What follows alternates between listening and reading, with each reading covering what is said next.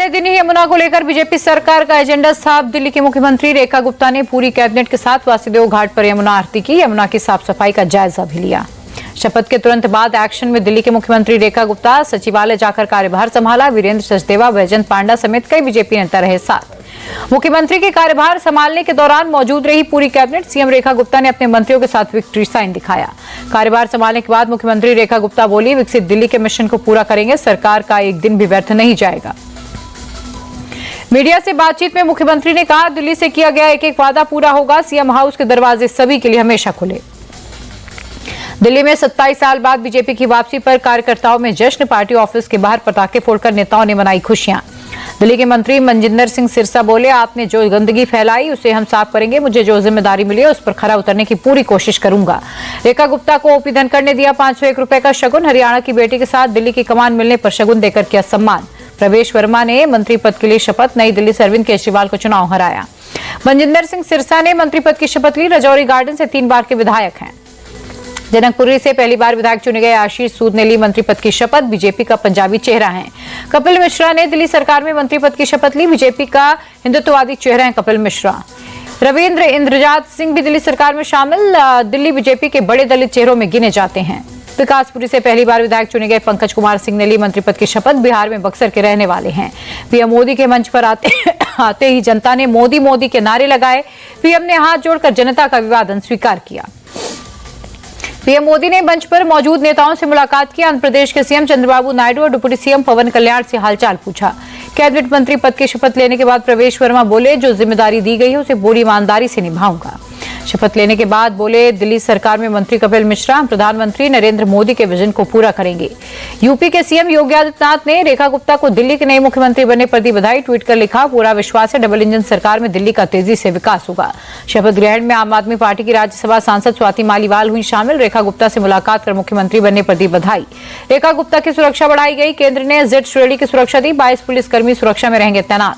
शपथ ग्रहण के बाद एनडीए शासित राज्यों के मुख्यमंत्रियों की बैठक। इंपीरियल होटल में पीएम मोदी के साथ हुई मीटिंग। एनडीए नेताओं की मीटिंग में बिहार, बंगाल, यूपी जीतने का संकल्प। एनडीए नेताओं ने कहा, हरियाणा, महाराष्ट्र और दिल्ली की तरह हर चुनाव में होगी एनडीए की जीत। एनडीए नेताओं ने प्रधानमंत्री मोदी से कहा, 2 साल में जहां जहां चुनाव होंगे वहां विपक्ष को हराएंगे। मोदी बोले, एकजुट होकर विकसित भारत के लिए काम करना है। यूपी विधानसभा में वित्त वर्ष 2025-26 के लिए बजट पेश। वित्त मंत्री सुरेश खन्ना ने 8,08,736 करोड़ रुपए का बजट पेश किया। बजट में मध्य प्रदेश, राजस्थान की तर्ज पर पहली बार प्रतिभाशाली छात्राओं को फ्री स्कूटी देने का ऐलान। युवाओं को ब्याज मुक्त लोन भी मुहैया कराएगी सरकार। वित्त मंत्री सुरेश खन्ना ने 92,919 पदों पर भर्ती का ऐलान किया। आवासीय स्कूलों में 100 की जगह 1,000 बच्चों का होगा एडमिशन। बजट में 4 नए एक्सप्रेस वे बनाने का ऐलान। लखनऊ में AICT बनाने की घोषणा।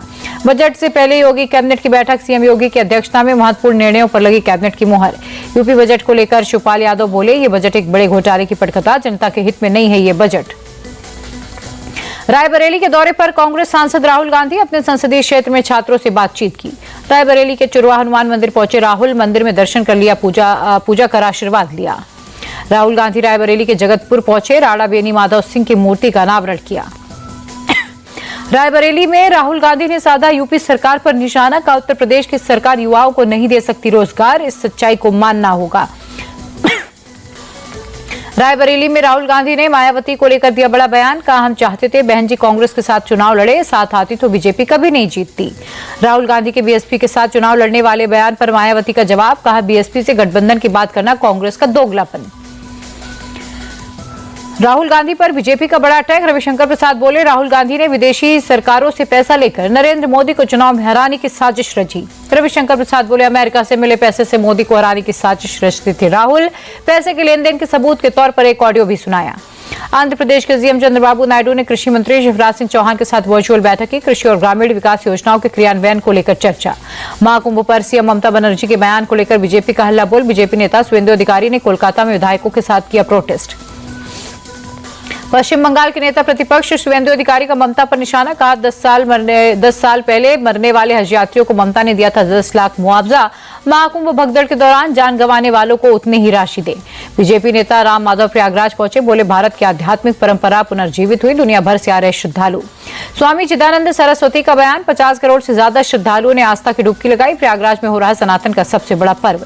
संगम क्षेत्र में नाव से पेट्रोलिंग कर रही है पुलिस और एसडीआरएफ की टीम, लोगों से सावधानी बरतने की कर रही अपील।